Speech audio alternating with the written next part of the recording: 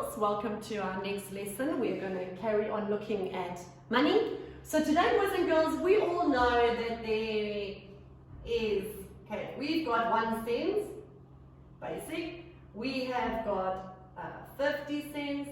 Then we get to 100 cents, boys and girls, but we don't call it 100 cents. We say 100 cents equals 1 rand.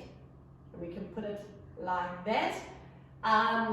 So when you are looking at, so let's just say I have 500 cents, that would be, 5 rand.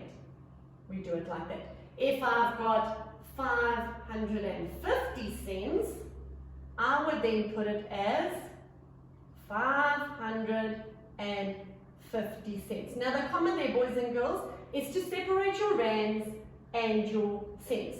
Your comma, no matter what your amount of money is, if I've got 1,463.58, I will then always put the comma after the last 2 numbers, and then I will know I've got 1,463 rand and 58 cents. If I've got 1,052 cents, I will then put my comma, and it will turn to 10 rand 52. I will put my R there so I know that it's rands, and then the comma, and then into my cents amount. So we can convert money from rands into cents, and then we would also look, boys and girls, at how we would, so if I have got 10 rand 75 cents, and I say to you, what money can I use that would be the exact amount of that? I can't say that I'm going to use 70 cents because you don't get a 70-cent coin. But I can say I will use a 10 rand note plus a 50-cent coin plus a 20-cent coin plus a 5-cent coin.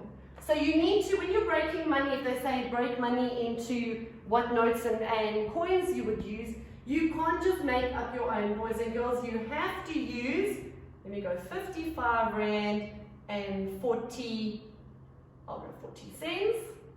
If I'm breaking it up, I would then say it's a 50 rand plus a 5 rand. Now don't get a 40-cent coin, so I can then use, I'm going to rub that out.